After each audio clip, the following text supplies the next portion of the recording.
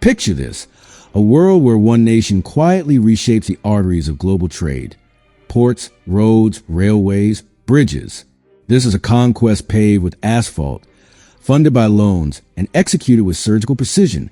China's rise from a developing nation to a global superpower wasn't just an economic miracle.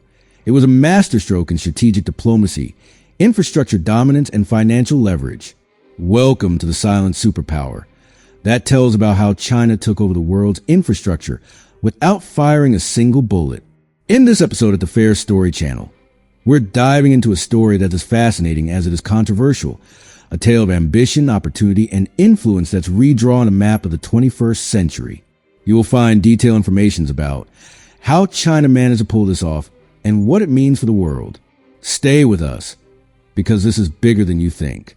By the time you finish watching this, you'll see how one country's blueprint for connectivity might just be the most powerful move in modern history.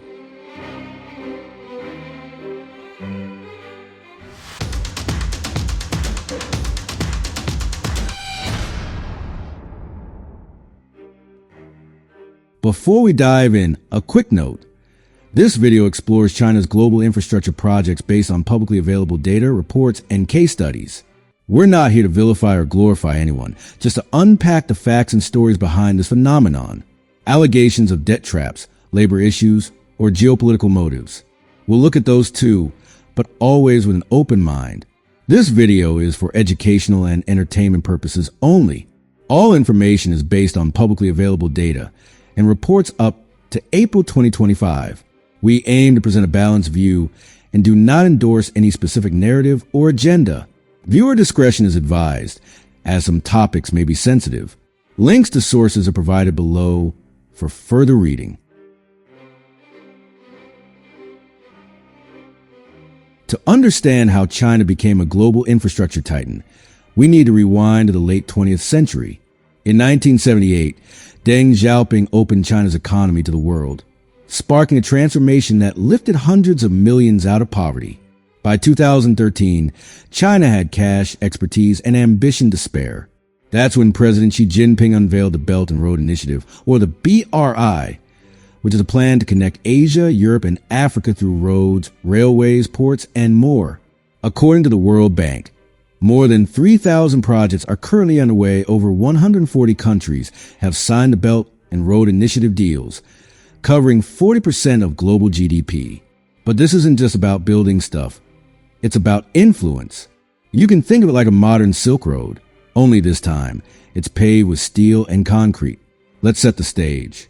After World War II, the West, led by the U.S., dominated global development through institutions like the World Bank and IMF. But by the 2000s, cracks were showing. Developing nations wanted alternatives, like faster loans and fewer strings. China saw this gap and stepped in. Reports suggest China's state-owned banks offered $330 billion under the Belt and Road Initiative loans by 2023, which was matching the World Bank lending over the same period. The BRI loans had no lectures on governance. It just provided cash for projects. Let's zoom in on the ground. Our first stop is Pakistan. The China-Pakistan Economic Corridor, or CPEC, is a $62 billion Belt and Road Initiative flagship. Gwadar port, which was previously a sleepy fishing village, was turned into a strategic hub. Now it links China to the Arabian Sea. According to UNCTAD, the corridor boosted Pakistan's GDP growth between 1% to 2% annually in its early years. But locals tell a different story. Fisherman Ali Muhammad claims, "The port's big, but our boats are pushed out and jobs are taken over mostly by outsiders." According to local reports, 90% of Gwadar's port jobs went to non-locals in 2020. Next is Kenya. The Nairobi-Mombasa Railway, built by China Road and Bridge Corporation, costs around $3.2 billion, and 90% of the cost being funded by Chinese loans. It cut travel time between Nairobi-Mombasa from 12 hours to 4, and the IMF also notes it added 1.5% to Kenya's GDP in 2018. But here's the twist. By 2023, Kenya owed China $5.6 billion, and some say the railway's profits don't cover the debt. One can ask whether this is just development or a debt trap. The numbers don't lie, but the stories add color. Finally, let us move to Sri Lanka. The Hambantota port was meant to be a game changer. China loaned $1.3 billion to build it, but by 2017, Sri Lanka couldn't pay. The contract was a 99-year lease to a Chinese firm. Critics called it a debt trap, but China insisted it was a fair deal. According to the World Bank, Sri Lanka's debt-to-GDP ratio hits 95% in 2022, partly due to the BRI loans. Behind the steel and concrete, there are people, real lives touched by these projects.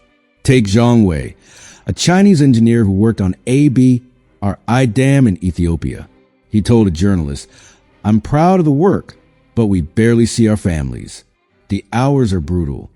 The International Labor Organization estimates 7 million workers are employed on the Belt and Road Initiative projects globally, but reports allege poor conditions in some sites, low wages, long shifts.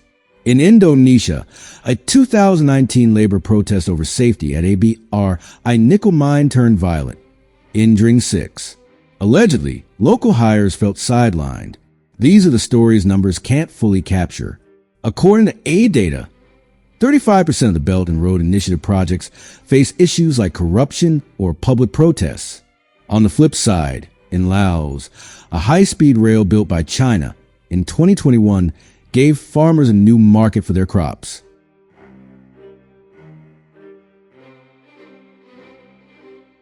China's rise hasn't been without stumbles. In 2017, Sri Lanka's Hambantota lease sent shockwaves globally. Headlines screamed and called it a debt-trap diplomacy. The IMF warned that 11 BRI countries faced debt distress by 2020. Malaysia made waves in 2018 when then Prime Minister Mahathir Mohamad canceled $20 billion in BRI projects, calling them unfair. He later renegotiated, but the message was clear. Not everyone sold. According to reports, 20% of BRI projects have been delayed or scrapped due to financial or political pushback. Then came 2023, Italy, the only G7 nation in BRI, pulled out, citing limited benefits. Posts on X buzzed with debate. Some called it a wake-up call, while others stated it as a diplomatic snub. At the same time, China responded calmly by saying partnerships are voluntary. But whispers of overreach grew louder. Allegedly, some African nations are rethinking loans as debt piles up. The World Bank also estimates that about $300 billion in BRI debt repayments are due by 2030.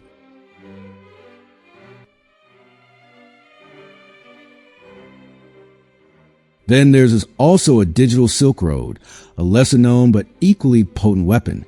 China is exporting surveillance systems, AI infrastructure, and facial recognition technology through giants like Huawei and Hikvision. In places like Uganda and Ecuador, these systems are being used for mass surveillance, often under the guise of security. In reality, it's about data control and digital loyalty. In Africa, 70% of all major infrastructure projects are now built or funded by China.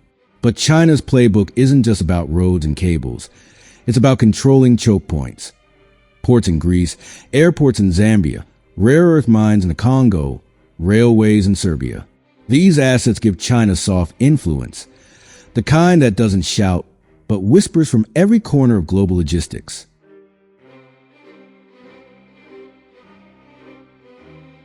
So here we are.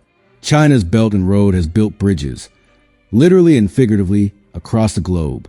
It connected markets, sparked growth, and given millions hope for a better future. The World Bank says BRI could lift 35 million people out of poverty by 2030 if managed well. But the shadows linger: debt, displacement, and distrust. Is this a silent superpower flexing its muscle, or a genuine bid to share prosperity? Maybe it's both. However, one thing's clear. China has changed the game without a single bullet. To be fair, not all is dystopian. China has built thousands of kilometers of roads and rail that have genuinely improved trade and connectivity. China didn't need to colonize. It invested. It didn't invade, it negotiated. And in doing so, it became the most powerful silent player on Earth. With over $1.1 trillion committed to Belt and Road projects, the real question isn't if China is reshaping the world, but how far it will go before someone says no. In this new world order, influence doesn't always come from bullets or borders. Sometimes it comes from bridges and bandwidth. As citizens, as consumers, and as global thinkers, we must ask the hard questions.